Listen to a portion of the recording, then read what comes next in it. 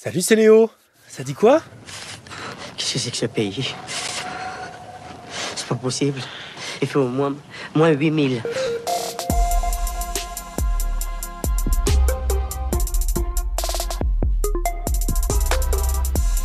Ah ouais, on vient de traverser un week-end particulièrement glacial. 36 records de froid battus hier dimanche. 1 degré au réveil à Amiens, 2,5 degrés à Carcassonne. Et là, c'était carrément un record vieux de plus de 50 ans. Ou encore à peine plus de 6 degrés à Paris. Ça faisait bien longtemps qu'on n'avait pas eu aussi froid pour un mois de septembre. C'est trop froid. Voilà, vraiment ça... Voilà, tout le monde parle du réchauffement climatique là en ce moment. J'aimerais bien savoir où ça se réchauffe parce que j'ai vraiment froid. Moi, vraiment, c'est. C'est vrai que même Météo France le dit dans son bulletin transmis à France Info hier soir. Même en 2024, il est encore possible de battre des records de froid. Ce qui ne veut pas dire, attention, que le réchauffement climatique n'existe pas. Puisque cette année en France, comparé aux 65 records de froid battus, il y a eu 650 records de chaud selon l'agroclimatologue Serge Zaka qui a partagé un graphique implacable hier sur X. Nécessaire, alors que de nombreux messages climato-sceptiques commençaient à être partagés. Les températures sont d'ailleurs déjà remontées ce lundi matin, revenues au normal de saison, et il faisait déjà plus chaud dans la nuit que hier. Tout ça synonyme de pluie cette semaine. Agitation tropicale. Ouais, bah ça tu le retiens pour plus tard. Je t'en reparle à la fin de l'épisode.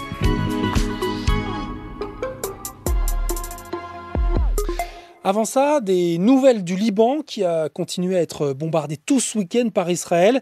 Et c'est dans un de ces bombardements qu'est mort samedi le leader du Hezbollah. L'armée israélienne a éliminé hier le terroriste Hassan Nasrallah. Nous avons réglé nos comptes. Cette mort, annoncée par le Premier ministre israélien, n'est pas pour autant synonyme de fin de la guerre au Proche-Orient. Le ministre français des Affaires étrangères, Jean-Noël Barrot, est même arrivé sur place dimanche soir à Beyrouth. Le Liban, un pays ami de la France, qui est entraîné dans une guerre qu'il n'a pas choisie, avec des centaines de morts, dont 2 de nos compatriotes, des milliers de blessés, des centaines de milliers, bientôt 1 million de déplacés. Et avec son ministre, la France a envoyé sur place du matériel médical et une aide d'urgence de 10 millions d'euros pour soutenir les organisations humanitaires. À te signaler également dans l'actu ce lundi le bilan de l'ouragan Hélène aux États-Unis avec au moins 93 morts et plus de 2 millions de foyers toujours privés d'électricité par cette tempête qui a soufflé jusqu'à 225 km/h.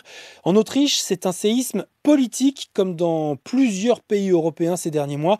L'extrême droite remporte un succès historique, première fois de son histoire que le FPE arrive en tête d'une élection nationale avec 29% des voix aux législatives.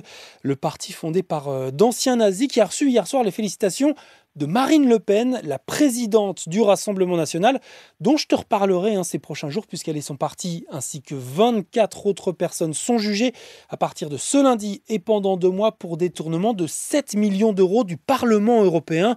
En gros, au lieu d'utiliser cet argent pour payer les assistants de ces eurodéputés, le RN est soupçonné de ne l'avoir utilisé que pour payer ses propres salariés qui ne travaillent que pour le parti et dont certains n'ont même jamais mis les pieds au Parlement européen. Essaie de faire des tours de passe-passe avec mon fric et je te tranche la gorge. Théoriquement, Marine Le Pen risque jusqu'à 10 ans de prison, 1 million d'euros d'amende et 5 ans d'inéligibilité, donc pas de présidentielle en 2027. Mais est-ce qu'elle est inquiète? Non, je ne suis pas inquiète. Nous sommes totalement innocents. Elle sera là aussi souvent qu'elle le pourra à son procès pour rappeler que d'autres ont eu des pratiques similaires et que le fonctionnement des partis français est difficilement compatible avec les règles du Parlement européen. C'est une performance déjà historique, mais l'équipe de France de futsal a l'écrou. On est là pour fermer le gymnase et pour rendre les clés aux propriétaires en partant. Les Bleus en quart de finale de la première Coupe du Monde de leur histoire. Ils affrontent le Paraguay à 14h30 en direct sur la chaîne L'Équipe. Des Paraguayens qui les ont battus 2 fois l'année dernière. Hier, le Brésil et l'Ukraine se sont qualifiés pour la première demi, respectivement contre le Maroc et le Venezuela. Agitation tropicale. Et donc, tu avais sûrement déjà entendu ce tube de l'Impératrice. Mais ce matin, je vais plutôt te faire écouter un autre de leurs morceaux. Le départ, chanson sans parole, puisque la chanteuse Flore a annoncé vendredi son départ du groupe dans un long message sur Insta. Elle évoque de profonds désaccords personnels et artistiques avec les autres membres, mais aussi et surtout un épuisement physique et psychique. La chanteuse dénonce la course aveugle au succès d'une industrie musicale toxique et injuste, surtout envers les femmes selon elle et les personnes sensibles dont elle ne prendrait pas soin. Flore quitte donc l'impératrice qui va quand même continuer sa tournée mondiale avec une autre chanteuse. Et Flore, elle, souhaite continuer à chanter et à écrire des chansons, mais à son rythme. Je suis enfin libre. Je vais faire un tour. Je vais aller voir le monde.